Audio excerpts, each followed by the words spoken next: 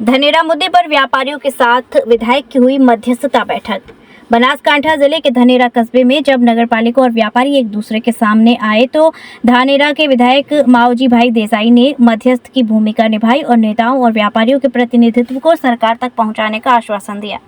धानेरा कस्बे में 2 दिन पहले दबाव को लेकर नगरपालिका के कर्मचारी और व्यापारी एक दूसरे के आमने सामने आ गए थे, लेकिन मामला ज्यादा तूल पकड़ने पर नगरपालिका ने पूर्व अध्यक्ष समेत व्यापारियों के खिलाफ शिकायत दर्ज कराई है और धनेरा नगरपालिका के नेता बलवंत भाई बरौट इसीलिए व्यापारी नगरपालिका की कार्यप्रणाली से नाराज हो गए और उग्र आंदोलन शुरू कर दिया। हालांकि नेताओं और व्यापारियों ने आंदोलन को लेकर बैठक बुलाई। एक सरकारी प्रतिनिधि और विधायक के रूप में मावजी भाई देसाई, जो धनेरा नगरपालिका द्वारा सामाजिक नेताओं के खिलाफ जबरदस्ती कार्यवाही के माध्यम से की गई पूरे मामले में विधायक ने मध्यस्थता की और व्यापारियों को सौहार्दपूर्ण समाधान का आश्वासन दिया। कोई व्यक्ति ने आ प्रकारे एफआईआर करी અને એનો અવાજ દબાવવાનો પ્રયત્ન કરે એ કોઈ પણ સંજોગે સાંખી ન લેવાય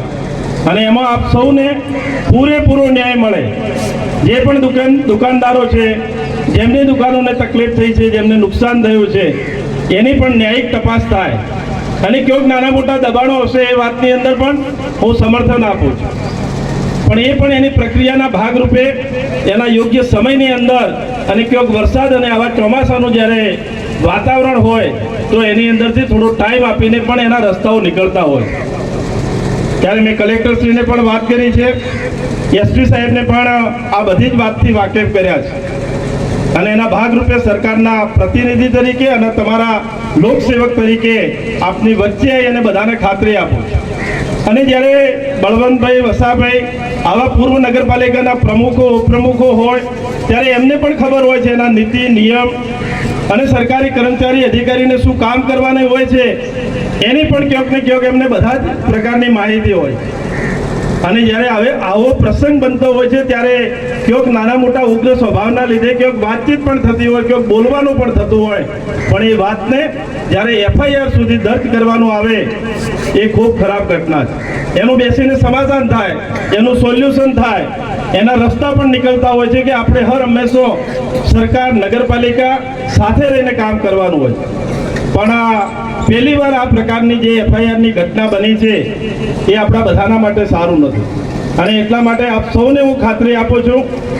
કે આ વિસ્તારના એક લોકપ્રતિનિધિ તરીકે, સેવક તરીકે એનો પૂરેપૂરો તમને ન્યાય પણ મળશે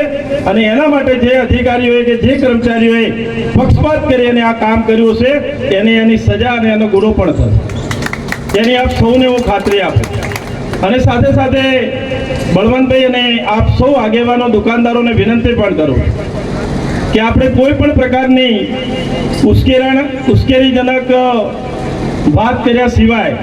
કે કોઈ પણ પ્રકારનું આંદોલન કર્યા સિવાય તમારા જે પ્રશ્નો છે એ પ્રશ્નો આજે તમારી વાત પણ સાંભળી છે અને તમે મને આવેદનપત્ર પણ આપો। श्री राधिका स्वीट्स प्रस्तुत करते हैं अपने प्रतिष्ठित मिष्ठान के 5 अलग अलग प्रतिष्ठान, जिनमें मिलती है गुणवत्तापूर्ण शुद्ध देसी घी से निर्मित मिठाइयाँ और मिलता है शुद्धता का विश्वास। तो आइए राधिका स्वीट्स पर और लीजिए शुद्ध देसी घी से निर्मित मिठाइयाँ। हमारे प्रमुख प्रतिष्ठान है राधिका स्वीट्स, माँ वैष्णो देवी मंदिर के समीप छठी कला, राधिका स्वीट्स रेलवे पुल के पास कोसी कला, राधिका स्वीट्स मंडी समिति के सामने सौंख रोड मथुरा, राधिका स्वीट्स धौली प्याऊ मथुरा और राधिका स्वीट्स श्री कृष्ण जन्म स्थान के पास पोथरा कुंड मथुरा।